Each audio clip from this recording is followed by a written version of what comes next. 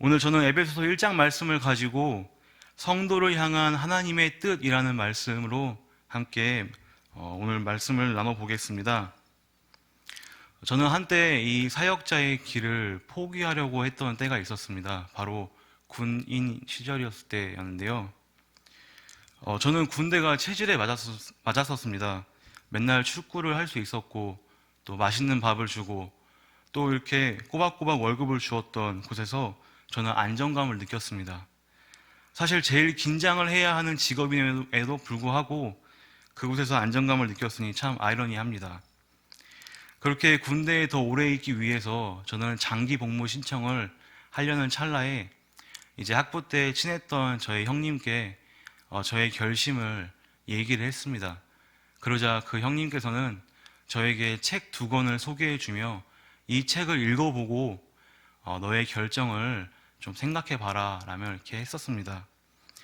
그 2권의 책 중에 한 권은 남포교회 박연성 목사님의 성화의 신비라는 책이었고, 또 다른 한 권은 제럴드 시처라는 작가가 쓴 오늘 제목과도 마찬가지인 하나님의 뜻이라는 책이었습니다. 사실 저는 미래와 장래의 불안감 속에서 살았었습니다.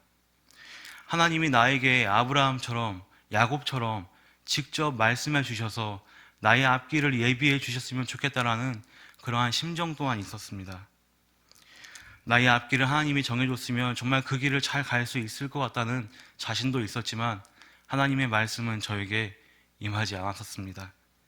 그런데 그 제럴드 시처가 쓴 하나님의 뜻이라는 책을 읽자 제가 생각한 이 하나님의 뜻, 그분의 그러한 개념이 완전히 바뀌게 된 일이 있었습니다. 그 책의 저자인 제럴드 시처는 교통사고로 자신의 어머니와 아내 그리고 막내딸이 죽게 된 일이 있었습니다. 그리고 이 사건에 대해 그는 이것에 대한 하나님의 뜻을 물으며 그 인생 속에서 답을 내어놓습니다. 그가 말하고 있는 하나님의 뜻은 오늘, 지금, 그리고 현재 하나님을 위해서 살으라고 이렇게 얘기를 했습니다. 과거의 문제보다 미래의 걱정보다 더 명확한 하나님의 뜻은 바로 오늘 이 시간 속에 가져야 할 하나님과 나와의 관계라는 것입니다. 그렇게 하루하루를 고민하며 살았던 저에게 하나님의 뜻은 오늘 이렇게 이 신일교회에서 여러분에게 말씀을 나누고 있는 그러한 저의 모습을 볼 수 있습니다. 이렇게 하나님의 뜻을 개인적으로 이야기할 수도 있지만 오늘 말씀을 통해서 에베소서와 그리고 성경을 통해서 그곳이 말하고 있는 하나님의 뜻에 대해 알아보도록 하겠습니다. 성도님들도 잘 아시겠지만 성경 속에서 하나님의 뜻은 참 다양하게 등장합니다. 성경 여러 곳에서 특히 이제 한 군데씩 제가 찾아보고 싶은데, 창세기에서 아브라함에게 나타난 하나님의 뜻은 그에게 복을 주시고 또 그를 번성하게 하고자 하는 그 하나님의 뜻이 있었습니다. 출애굽한 이스라엘 백성들에게는 율법과 계명을 지켜 거룩한 백성이 되도록 하는 그러한 하나님의 뜻을 보이셨으며, 그러나 시간이 지나고 그렇게 살지 못한 남유다와 북이스라엘 백성에게 하나님의 뜻은 심판과 멸망이라는 모습으로도 나타났습니다. 신약에서는 어떻습니까? 신약에서는 이 하나님의 뜻이 더 다양하게 드러납니다. 가장 확실하게 드러난 하나님의 뜻은 바로 자신의 아들 독생자 예수 그리스도를 우리에게 주심으로써 우리에게 구원의 길과 자녀됨의 길을 열어주신 것입니다. 요한복음 6장 40절 이렇게 얘기하고 있습니다. 함께 읽겠습니다. 시작. 내 아버지의 뜻은 아들을 보고 믿는 자마다 영생을 얻는 이것이니 마지막 날에 내가 이를 다시 살리리라 하시니라. 아멘. 베드로는 자신의 서신에서 또한 하나님의 뜻은 이 고난 가운데 있는 성도들에게 참고 견디는 것이 그 뜻이라 얘기하고 있으며, 사도 요한은 하나님의 뜻을 형제 사랑이라고 얘기합니다. 우리가 이것을 통해 알 수 있는 것이 있습니다. 바로 하나님의 뜻은 여러 모양으로 나타난다는 것입니다. 하나님의 뜻은 여러 모양으로 드러날 수 있습니다. 하나님은 우리의 형편과 상황을 살피시고 거기에 맞는 하나님의 뜻을 주십니다. 우리가 잘못된 길로 걸어가고 죄악과 또한 나쁜 곳에서 행한다면 하나님의 뜻은 우리의 회개와 거룩함을 요구하실 테고, 또 고난과 어려움 속에 있다면 하나님께서는 위로와 평강의 뜻을 펼치실 것입니다. 구약과 신약의 다양한 독자들에게 펼치셨던 그 하나님의 뜻처럼 말입니다. 우리는 이러한 관점에서 오늘 말씀 에베소서를 보면서 에베소 교인들에게 주는 하나님의 뜻을 생각해 볼 수 있습니다. 사도 바울은 에베소 교인들의 처지를 잘 알았습니다. 그는 에베소에서 3년여간 머무면서 그들과 동고동락했고, 또 여러 전도 여행을 통해 그 에베소 교인들과 자주 왕래하고 교류를 하였습니다. 그리고 그들에게 이제 하나님의 뜻을 설명하고 있습니다. 사도 바울은 오늘 에베소 교인들에게 어떠한 하나님의 뜻을 이야기하고 있는지 오늘 함께 말씀 에베소서 1장 7절에서 10절까지 한번 읽어보도록 하겠습니다. 한 목소리로 읽겠습니다. 우리는 그리스도 안에서 그의 은혜의 풍성함을 따라 그의 피로 말미암아 속량 곧 죄사함을 받았느니라. 이는 그가 모든 지혜와 총명을 우리에게 넘치게 하사 그의 뜻의 비밀을 우리에게 알리신 것이요, 그의 기뻐하심을 따라 그리스도 안에서 때가 찬 경륜을 위하여 예정하신 것이니, 하늘에 있는 것이나 땅에 있는 것이 다 그리스도 안에서 통일되게 하려 하심이라. 아멘. 10절을 보면 뭐라고 얘기합니까? 통일되게 하려 하심이라. 하늘에 있는 것이나 땅에 있는 것이나, 이거는 모든 것을 의미합니다. 그런데 더욱더 깊이 보자면 이 하늘에 있는 것, 이 어쩌면 영에 속한 것까지도 다 함께 예수 그리스도 안에서 통일하고 연합하고자 하는 것이 바로 하나님의 뜻이라고 말합니다. 그렇다면 우리는 이제 에베소 교인들의 상태를 유추해 볼 수 있습니다. 왜 사도 바울이 그러한 말을 했을까요? 왜 너희가 하늘과 땅 모든 것이 하나가 되는 것처럼 너희들도 이러한 한 뜻, 하나가 됨을 이야기하고 있는 것입니까? 바로 그들이 하나가 되지 못한 것입니다. 그들은, 에베소 교인들은 연합한 상태가 아니었습니다. 한 그리스도 안에서 여러 갈래로 쪼개진 모습을 취하고 있었습니다. 에베소서 5장과 6절을 보면 이것이 잘 드러나고 있습니다. 에베소서 5장과 6절은 무엇이라고 사도 바울이 얘기합니까?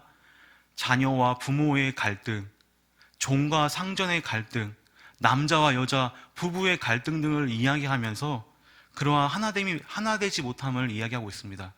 또한 죄의 습성을 아직까지 버리지 못한 그 그리스도인들과 거룩한 그리스도인들의 하나되지 못함 또한도 얘기하고 있습니다. 이것은 지금의 우리의 상황과 너무 비슷하다고 생각합니다.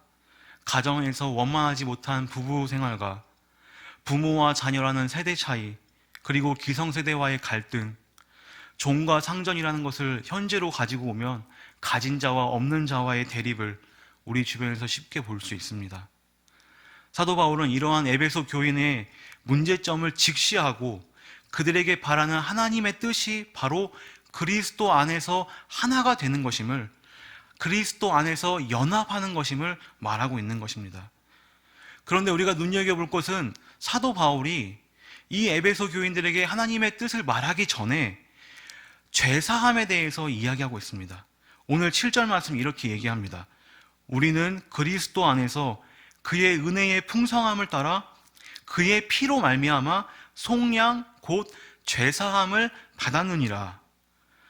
사도 바울은 하나님의 뜻을 말하기 앞서 그들이, 에베소 교인들이 어떠한 존재인지 어떠한 상태인지를 말하고 있습니다. 사도 바울은 이렇게 말합니다. 너희는 그리스도의 은혜를 받았다. 그 그리스도의 은혜는 부족한 은혜가 아닌 풍성하고 넘치는 은혜다. 그리고 그 은혜는 곧 예수 그리스도의 피로써 이 피가 너희에게 왔을 때 너희는 죄사함을 얻은 것이다. 이렇게 선언하고 있습니다. 왜 그는 갑자기 하나님의 뜻, 하나됨을 이야기하기 전에 이렇게 죄사함에 대해서 이야기하고 있는 것일까요? 저는 이렇게 일을 하다 보면은 종종 과부하에 걸립니다. 여러분도 잘 아실 것입니다. 과부하가 어떤 것이죠? 사건, 사고가 너무나 많이 저에게 몰려 들어왔을 때 아무것도 할 수 없는 상태, 이렇게 머리가 터질 것 같은 그러한 느낌을 과부하라고 합니다. 지난 몇 년간 이러한 일들이 저에게 닥쳐왔을 때 제 머리가, 제 마음이, 제 생각이 과부하에 걸릴 때마다 제가 터득한 한 방법이 있습니다. 바로 이렇게 복잡하고 아무것도 손에 쥐어지지 않을 때에는 내가 잘하는 것을 먼저 합니다. 내가 제일 자신 있어 하는 일, 그 기본이 되는 일을 먼저 시작합니다. 엉클어진 내 생각과 내 삶과 내 머릿속에 돌아갈 수 있는 원점이 필요합니다. 언제든지 다시 시작할 수 있는 시작점 말입니다. 그래서 내가 지금 너무 멀리 왔다면, 내 마음과 내 생각이 너무 복잡하다면 다시금 나의 원점, 나의 시작점으로 가게 되는 것입니다. 바울이 이 원대한 하나님의 뜻, 에베소 교인들에게 이 뜻을 알리기 전에 왜 그들에게 은혜 받은 것과 죄 사함과 속량을 이야기했냐면, 바로 성도가 가져야 할 그 원점, 그 시작점을 사도 바울이 제시한 겁니다. 죄 사함, 은혜를 말입니다. 성도의 시작은 어디입니까? 바로 예수 그리스도의 은혜입니다. 예수 그리스도 안에서 풍성한 은혜를 입어 그 보배로운 피가 나에게 흘러 들어왔을 때에 우리는 죄악에서 벗어나 진정한 기쁨과 자유를 얻고 느낍니다. 사도 바울은 이것을 말하고 있는 것입니다. 저 앞에, 저 목표를 향해 달려나가기 위해 그리스도 안에서 연합과 하나됨이라는 그 목표, 그 뜻을 이루기 위해 그들의 원점, 시작점을 말해주고 있는 것입니다. 그리고 그들에게 사도 바울은 하나님의 그 뜻과 그 뜻을 이루기 위한 하나님의 일하심을 알려줍니다. 그 뜻을 보여주는 분도 하나님이시고 또 그 뜻을 이루기 위해 하나님의 일하심을 설명하고 있는 것입니다. 함께 말씀 1장 8절과 9절을 읽으면서 하나님께서 우리에게 주신 그 일하시는 방법, 첫 번째를 한번 보겠습니다. 함께 읽겠습니다. 8절과 9절 시작. 이는 그가 모든 지혜와 총명을 우리에게 넘치게 하사 그 뜻의 비밀을 우리에게 알리신 것이요 그의 기뻐하심을 따라 그리스도 안에서 때가 찬 경륜을 위하여 예정하신 것이니. 하나님께서 우리들에게 그 뜻을 이루기 위해 주신 것이 있습니다. 바로 오늘 이 말씀입니다. 우리들에게 지혜와 총명을 넘치게 하시고 또 다른 이들에게는 비밀과도 같은 이 복음을 우리에게 알려주신 겁니다. 우리 성도들에게만 이 비밀을 알려준 겁니다. 이 비밀이라는 표현이 정말 놀라운데요. 여러분들 혹시 비밀을 다른 사람에게 공유하게 되면 어떻게 됩니까? 다 소문이 납니까? 아닙니다. 이 비밀을 다른 사람에게 공유하게 되면 그 사람과 나는 특별한 관계가 됩니다. 있잖아, 이거 너만 꼭 알고 있어야 돼. 권사님, 이거 절대 말하지 말고 권사님만 알고 있어야 돼요. 이러는 순간 어떻게 됩니까?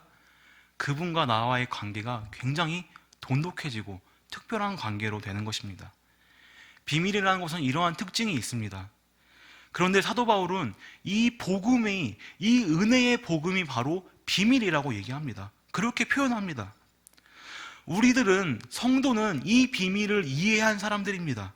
하나님께서 우리들에게 지혜와 총명을 넘치게 주셔가지고 이 복음의 비밀을 알 수 있게 해주셨습니다. 또한 하나님은 우리들에게 이 하나님의 뜻을 이루기 위해 두 번째로 또한 방법을 주셨는데요. 9절 말씀 다시 한번 읽어보겠습니다. 시작. 그 뜻의 비밀을 우리에게 알리신 것이요 그의 기뻐하심을 따라 그리스도 안에서 때가 찬 경륜을 위하여 예정하신 것이니. 이 예정에 들어온 자들, 은혜를 입은 것입니다. 내가 하나님을 믿어야겠다라고 생각하기 전에, 내가 결심하기 이전에 하나님은 이미 우리를 구원하시고 작정하시고 예정해 놓으신 겁니다. 그래서 이것이 은혜이며 곧 선물이라고 우리는 말합니다. 사랑하는 성도 여러분, 우리는 하나님께서 우리들에게 알려주신 그 원대한 뜻, 하나됨, 연합이라는 그 뜻을 알아보았습니다. 그리고 그것들을 이룰 수 있는 여러 가지 방법들과 방편들도 살펴봤습니다. 하나님은 우리에게 죄사함의 은혜도 주시고 복음의 지혜와 총명을 넘치게 하시며 하나님의 경륜이라는 그 위대한 계획 속에 우리를 자녀라는 예정 또한 주셨습니다.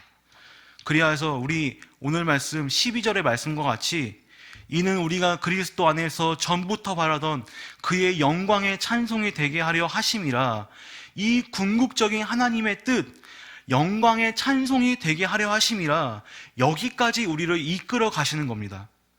우리가 하나가 됨으로써, 성도된 우리가 연합함으로써 하나님의 영광의 찬송이 되는 것, 바로 이것이 바울이 말하고 싶어한 하나님의 뜻, 하나님의 원대한 계획이었습니다. 그러나 성도 여러분, 우리는 어떻습니까? 우리는 이 하나님의 뜻을 얼마나 이룰 수 있습니까? 우리는 하나가 될 수 있습니까? 남들이 나의 삶을 보면서 당신의 삶을 보았을 때에 정말 영광의 하나님을 찬양하고 싶습니다 라는 칭찬을 들은 적이 있습니까? 저는 나이가 들고 이 신앙이 좀 무르익으면 좀 점잖아지고 신앙의 기복도, 그 폭도 줄어들 거라 생각했습니다. 하지만 나이가 30이 넘고 제 나이가 벌써 예수님 공생의 나이입니다. 그리고 목사 안수를 받아도 제 믿음은 너무나 자주 흔들리며 의심과 걱정은 늘 저를 따라다닙니다. 현실과 상황에 파묻혀 지낼 때가 너무나 많습니다. 제가 이상한 게 아니라고 답해 주시는 우리 성도님들, 어른들이 있었으면 좋겠습니다. 이렇듯 우리는 이 원대한 뜻에, 목적에, 하나님의 기대에 부응할 수가 없습니다. 우리가 서로 하나가 된다는 것이 얼마나 힘든 것입니까? 나의 삶 24시간 동안 과연 몇 시간, 아니 몇 분이나 우리는 하나님께 영광의 찬양을 올려드립니까? 그런데 하나님은 이러한 우리의 연약한 모습 이전에, 자신의 기대, 자신의 목적 이전에 우리들에게 흔들리지 않을 한 선언을 하십니다. 하나님은 우리에게 약속을 주시고 또 그 약속을 이루어 주셨으며, 그 약속은 확실하고 변하지 않고 시간에 구애받지 않으며 과거나 현재나 미래나 늘 그 약속이 우리 마음 가운데 있다고 하나님은 선언하십니다. 그 약속이 무엇입니까? 바로 오늘 말씀 7절을 읽겠습니다. 제가 조금 쉽게 바꿔서 준비해 봤습니다. 함께 우리 읽겠습니다. 우리는 그리스도 안에서 하나님이 주신 은혜의 풍성함을 따라 그의 아들 예수 그리스도의 피로 말미암아 속량 곧 죄사함을 받았느니라. 이 말씀은 과거형입니다. 과거에 이미 이루어진 사실입니다. 나에게 이미 적용된 일입니다. 확정적인 선고를 하나님께서 하고 계신 겁니다. 2000년 전에 이미 하나님께서 역사적으로 끝낸 사건입니다. 성도에게 주시는 변치 않은 그 선포, 하나님의 약속은 이렇게 얘기합니다. 또한 11절에서 하나님은 자신을 이렇게 소개합니다. 그의 모든 일을 그의 뜻의 결정대로 일하시는 이의 계획을 따라 우리가 예정을 입어 그 안에서 기업이 되었으니, 모든 일을 그의 뜻의 결정대로 일하시는 이것이 곧 누구입니까? 하나님입니다. 그분의 결심과 일하심이 우리를 어떠한 자리로 옮겨놨습니까? 상속자, 기업, 하나님의 자녀라는 위치로 우리를 옮겨 놓으신 겁니다. 이 11절을 세번역 성경에서는 이렇게 얘기하고 있습니다. 함께 읽겠습니다. 하나님은 그리스도 안에서 우리를 상속자로 삼으셨습니다. 이것은 모든 것을 자기의 원하시는 뜻대로 행하시는 분의 계획을 따라 미리 정해진 일입니다. 뭐라고 합니까? 우리의 구원은, 이 약속은 미리 정해진 일이라고 얘기하고 있습니다. 사랑하는 성도 여러분, 우리의 목표는 저 앞에 있습니다. 우리가 하나가 되는 것, 우리가 연합하는 것, 우리가 하나님의 은혜의 영광에 대해서 찬양을 올려드린 것, 그 목표가 저 앞에 있습니다. 하지만 우리는 가다가 넘어지기도 하며 좌절하기도 하며 그것을 취했다가 놓치기도 하는 일이 다반사입니다. 그러나 이것만큼은 변하지 않습니다. 확실합니다. 무엇입니까? 바로 우리를 위해 예수 그리스도가 저 십자가상에서 돌아가셨다는 것과 그 피로 말미암아 우리가 죄사함을 받고 하늘에 계신 저 하나님을 나의 아버지라 부를 수 있는 그 영광스러운 복을 받았고, 나의 평생에 그분의 성령이 나를 떠나지 않고 늘 나와 함께 하신다는 사실입니다. 넘어지면 어떡합니까? 다시 원점으로 돌아가면 됩니다. 그 원점이 어디입니까? 예수 그리스도입니다. 그분이 나를 위해 흘리신 보혈입니다. 서로 너무나도 다른 우리가 잠시 잠깐 하나님 안에서 하나됨을 경험했다가 그 은혜의 풍성함을 서로 나누기도 했다가 어느 날 누군가 그 배신의 칼날을 내 등에 꼽으면 어떻게 합니까? 다시 원점으로 돌아가면 됩니다. 나를 위해 더 피를 흘리신 그 예수 그리스도를 생각하면 됩니다. 내가 주의 영광의 그 빛난 광채를 받아서 한없이 은혜로운 삶을 살다가 순간 스며드는 그 죄의 유혹을 이기지 못하고 넘어지면 어떡합니까? 다시 돌아가면 됩니다. 어디로 돌아갑니까? 예수 그리스도께로 돌아가면 되는 것입니다. 어느 것도, 어떤 사건도, 어떠한 환경도 우리가 예수 그리스도의 피를 힘입어서 구원함을 받았다는 그 사건보다 더 중요한 사건은 없습니다. 또한 어떠한 문제도 그 예수 그리스도 앞에서는 정말 작은 문제가 됩니다. 왜 그렇습니까? 그 문제를 예수님이 함께 지고 가시기 때문입니다. 우리가 코로나로 인해서 함께 모이지 못하는 상황 가운데 있습니다. 각자의 처소에서 예배를 드리고 있습니다. 이러한 상황이 정말 우리의 마음을 아프게 합니다. 이러한 문제가 언제 끝날지도 모르겠고 1년이라는 시간이 또한 이렇게 흘렀습니다. 우리는 또한 이러한 질병보다는 세상의 질타가 더욱더 두려운 상황을 살고 있습니다. 그러나 우리는 이러한 고난과 역경 가운데서도 우리의 원점을 잃어버려서는 안 됩니다. 우리가 하나님의 은혜를 입었다는 그 사실을 잊어서는 안 됩니다. 하나님이 우리를 선택하셨다는 그 사실을 현실의 문제 때문에 망각해서는 안 됩니다. 이러한 현실 속에서 저는 이 찬양을 성도님께 꼭 들려주고 싶었습니다. 바로 우리가 불렀던 찬양이었습니다. 찬송가 484장 내 맘에 주여 소망되소서 주 없이 모든 일 헛되어라 어떠한 고난이 닥쳐와도 만유의 주여 우리의 소망이 되소서. 사랑하는 신일교회 성도 여러분, 우리에게는 하나님께서 주신 기대와 뜻과 목적이 있습니다. 그 기대와 뜻과 목적은 하나님이 이루시는 겁니다. 하나님이 우리를 통해서 이루시는 겁니다. 우리는 우리의 결말을 알고 있습니다. 우리의 결말 어디입니까? 우리는 저 천국이 아닙니까? 우리의 결말은 저 하늘나라가 아닙니까? 그 하늘에서, 그 천국에서 모든 직위와 신분과 걱정과 근심을 벗은 채 모두가 하나가 되어 그리스도 안에서 하나가 되어 하나님의 영광의 찬양을 올려드릴 것입니다. 이 땅에서는 너무나 불안하고 한없이 연약하고 작은 자들이지만 그럼에도 그런 우리들에게 늘 언제나 힘주시고 함께 해주시는 예수 그리스도를 기억하며 힘들 때는 그분께 기대고 다시 일어나 걸을 때에 그분과 함께 동행하는 은혜를 누리는 그러한 우리 신일교회